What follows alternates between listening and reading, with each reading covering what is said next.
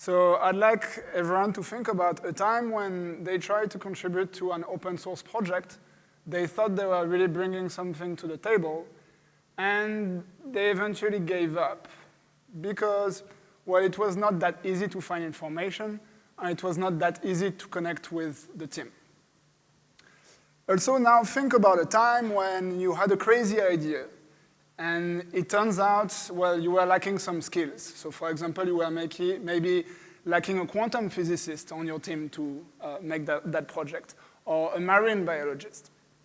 Well, at Just One Giant Lab, or Joggle, we are enabling science and tech communities.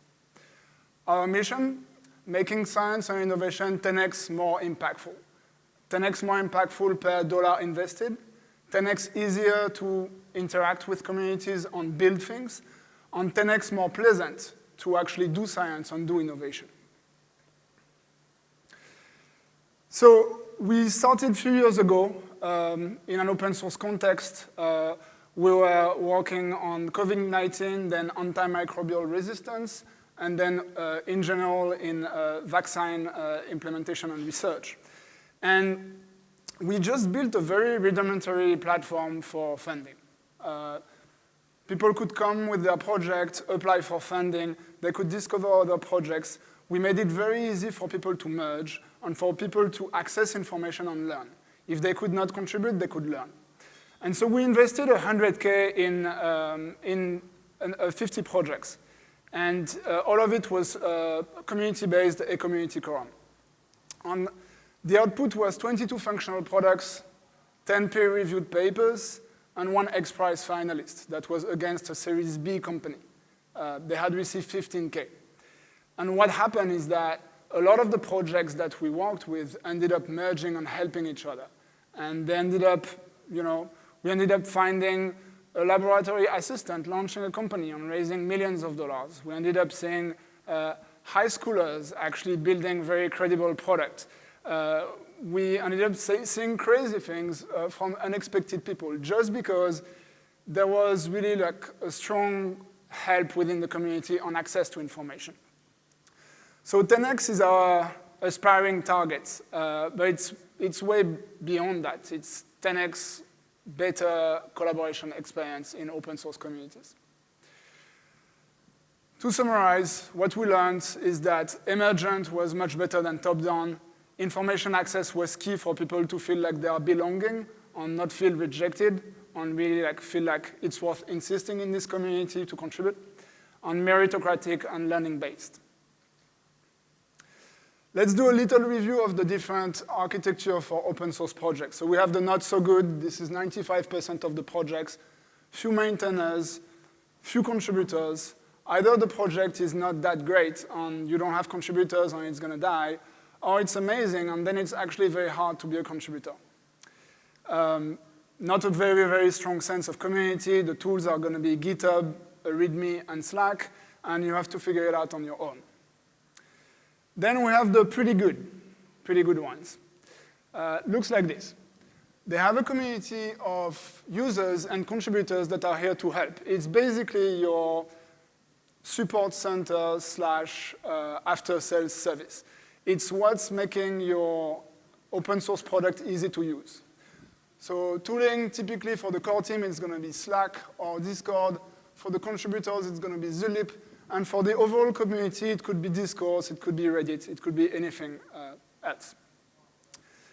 So what's the issue with that? Well, it's pretty hard to find collaborators. If you walk in and you're not able to pick up a task immediately, what you want is to connect with people, is to learn, is to be part of that community until your time comes. And with those tools, it's very hard to actually search for collaborators. On Discord, you don't have profiles, so you don't even know who is doing what. You don't even know who has what skills. It's hard to find resources. Slack doesn't index data sets. Slack doesn't index models. It's hard to find events. Events is the best way to have your first contact with the community. They're not indexed anywhere. And it's frankly hard to figure out what to do. I was with MakerDAO as a facilitator for 2.5 years. And today, if you told me go recruit some MakerDAO people to do a project. I can't even tell you what people are doing. I can't even tell you what their skills are. There is no sense of community or searchability, really, in this ecosystem. So what are the needs of open source AI? Well, open source AI is extremely different in the sense that we have many, many applications. So think of like 30 types of application just in synthetic biology. Then you have mathematics. Then you have education. Then you have particle physics. And the relationship of those problems and those communities with the open source community of AI is very different from the one that between Rust on a team of researchers or Python or a team of researchers. They're going to need a much higher level of support to be at the frontier of what we can do in their field with AI. So open source AI needs to be set up for that. And it's a matter of being competitive against OpenAI and Google. OpenAI and Google, they have support team for each of those verticals, helping them actually implement. Open source AI doesn't have that. So if we want to be competitive versus the centralized alternatives, then there needs to be some support communities. And it's also a matter of value capture on tokenomics. I think our dream is open source contributors can make a living. We have tokenomics, they contribute, they gain tokens back. But for this to happen, the value creation needs to be within the community. And so here's what open source AI would look like. You have a core team, you have contributors, you have research topics, so it could be lean, could be synthetic biology, it could be anything really. And those communities are easy to find, they are searchable, the skills of the people and the resources, the data set, the models are easily searchable, findable, and you have peer-to-peer interactions that are organic. Now, why is this not happening today? Because to be able to do what I showed the page before, you would need to have multiple tools and collate them together. Means multiple login means a huge drop-off. Resources, people, tasks, events needs to be found. Again, multiple tools. And multiple tools means lack of searchability. Also, there is a huge information overload. Must have happened to you. You're out for a week. You go back, 175 notifications on Discord. How do you catch up? Myself, I've been trying to recontribute to MakerDAO, couldn't catch up, too much. So there is an information overload, or rather lack of relevant information for people who want to engage. Think of your Harvard professor in, say, I don't know, genetics. They want to interact with an AI community. Well, just give them something to learn, give them something to do. Don't give them 200 notifications on Discord. This is not the way to engage them. And the issue for organizers is, again, many tools. And if you want peer-to-peer interaction, today, if the question is, who in this ecosystem is an expert in synthetic biology and I can help them with my AI skills, you would need to ask the admin, hey, who is an expert in synthetic biology? That should just be a search. So here's how we're solving this at Just One Giant Lab. So we created objects that can structure ecosystems. So very simple, events, Slack-like discussions, documents, library of papers that is crowdsourced, resource indexing like data set models, C++ libraries, any type of libraries, needs and tasks that can be shared, not just with developers, but also with product people, with designers, with people who understand the actual problem that's being solved. And a call for proposal / hackathon primitive. Many things to say about this on how we're dealing with voting and such, but I'll be brief. And what we're working on currently is a Zulip-like forum to be able to handle broader community beyond just core contributors, governance, open source third-party integration. So here we integrated already with Hugging Face, with GitHub, with archives, and soon with the Near AI Hub. And bring your own agent. So what can we do there? The problems that agents can solve for us is what I mentioned earlier. I'm trying to engage with this community. What can I do? So those agents are going to ingest juggle objects and propose someone, a user, events they should go to, threads they should look at, needs or tasks that they could pick up or that their team could pick up, resources that they could build upon. That's the first thing. The second thing is, from our experience, running a successful research program takes a person and a half if you really want to scale it to thousands of people. And a lot of those tasks can be automated with agents. And we're talking simply about, summarizing meetings, making sure people are connected, making sure that there are notes for everything, making sure that relevant events are created at the right point in the life cycle of a project, and so on. And the last problem is every single lab in research is asking themselves, what can I do with AI? Every single one. And every single one, the most advanced one, are trying to build specialized agents. And their problem is that everyone is using the specialized agents in their corner. So let's invite the specialized agents in the team.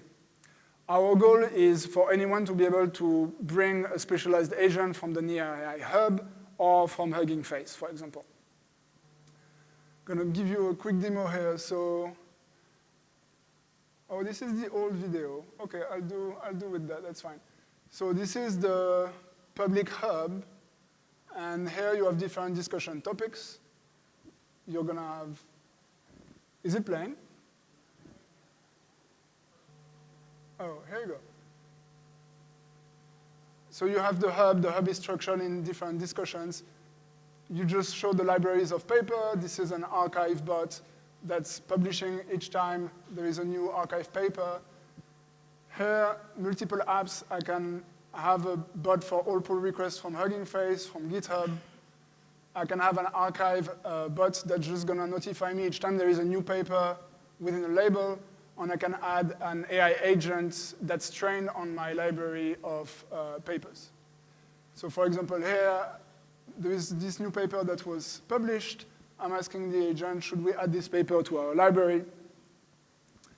And you see what this is. So right now, what we're doing is that we're building the pipe so anyone can come and just create their agents and invite their agents to their discussion.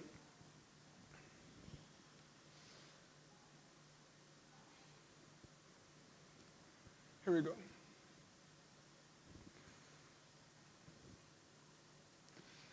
So what's next for us?